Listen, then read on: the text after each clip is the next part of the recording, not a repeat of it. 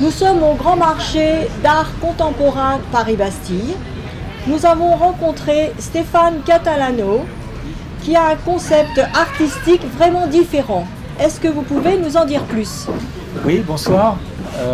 Oui, effectivement, c'est un concept différent parce que, à ma connaissance, je suis le seul artiste qui utilise des tableaux en aluminium qui sont émaillés, les fonds sont émaillés, et tous les dessins que je réalise sont des dessins qui sont réalisés donc à la feuille d'or 24 carats. Alors vous faites des formes géométriques et aussi figuratives. Qu'est-ce qui vous inspire?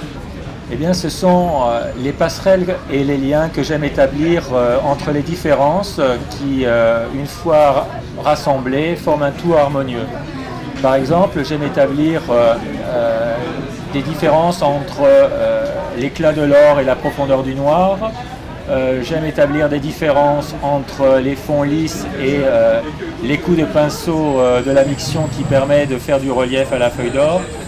J'aime établir des dessins géométriques avec une précision et une rigueur technique et en même temps mélanger cela avec des dessins, je dirais, avec de l'insouciance des gribouillis.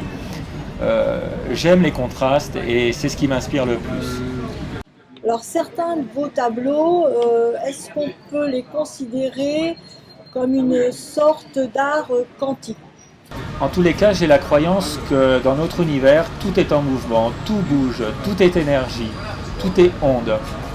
Et donc, parfois, je m'amuse à l'aide d'instruments de calcul, d'instruments de mesure, de mesurer des sons, par exemple, qui forment des formes parfaitement géométriques que l'on peut trouver partout dans la nature, aussi bien dans les fleurs, aussi bien dans les flocons de neige ou tout ce qui nous entoure. Vous avez créé des dessins comme celui qui est nommé la goutte de sang interdit. Vous expliquez ce titre comment? Alors la goutte de sang interdit pour moi représente les interdits que le regard des autres et le jugement des autres ne permet pas d'être soi-même. D'être vraiment ce que l'on est vraiment. Et donc à travers ce tableau, on voit aussi qu'il y a un sens interdit. À l'intérieur de ce sens interdit, il y a inscrit en gribouillis « Love ». C'est aussi une façon de penser que on s'interdit aussi de s'aimer soi-même et je pense que c'est le plus important. Et pour ce papillon? Alors ce papillon est spécial pour moi. En tous les cas, tout ce que je peux dire, c'est que l'extérieur des ailes du papillon, c'est mon profil. Et après, c'est assez personnel et donc je n'en dirai pas plus. Eh bien, je vous remercie, Monsieur Stéphane Catalano. Et puis, j'espère que nous nous reverrons bientôt. J'en suis certain. Merci beaucoup. Au revoir. Au revoir.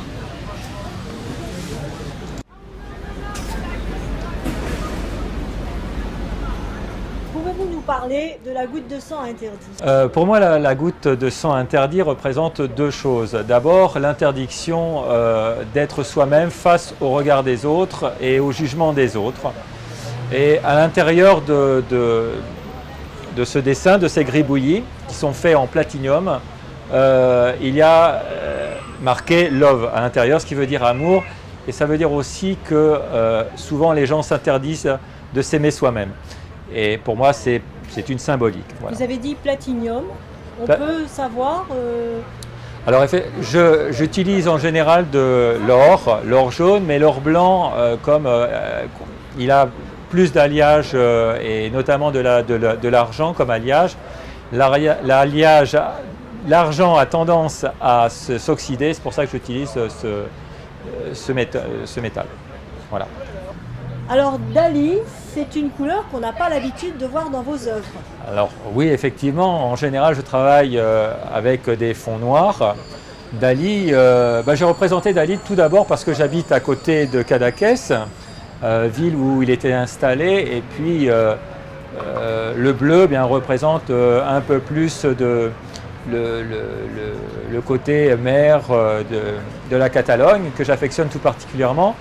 Alors dans ce tableau, j'ai retracé un tableau qui s'appelle Vague quantique que j'ai réalisé, et puis ressort du centre de ce tableau eh bien, comme une espèce d'évanescence du génie Dali. Alors ce que j'ai voulu également faire, c'est, je parlais de différence tout à l'heure sur la géométrie des traits de ce dessin-là, qui sont des traits au niveau technique qui demandent beaucoup de précision, beaucoup de rigueur, et puis en même temps je voulais faire le mix, le mélange de l'insouciance, du gribouillis, voilà, c'est ce que je voulais réaliser à travers ce tableau, et aussi avoir l'honneur de pouvoir représenter cet artiste que j'affectionne plus particulièrement. Stéphane, pouvez-vous nous parler de cette œuvre-là? Oui, bien sûr. Alors tout d'abord, je crois que dans l'univers, tout est en mouvement, tout est énergie, tout est onde et tout bouge. Ce tableau représente un son. En fait, le son est invisible à l'œil nu, et quand on le regarde à travers des instruments de mesure, on s'aperçoit que les sons ont des formes géométriques. Ce tableau représente un son aux formes géométriques et qui représente 80 Hz. Voilà, donc j'aime reproduire l'invisible à travers mes différents tableaux sur ces ondes. Ce papillon, pourquoi ce titre Révélation? Alors tout d'abord, ce tableau, c'est un tableau qui m'est très personnel. Révélation, c'est son titre. En tous les cas, tout ce que je peux dire, c'est que l'extérieur des ailes du papillon, c'est mon profil, et c'est un espèce d'autoportrait que je fais sur des événements de la vie qui me sont arrivés. Voilà, c'est tout ce que je peux vous dire.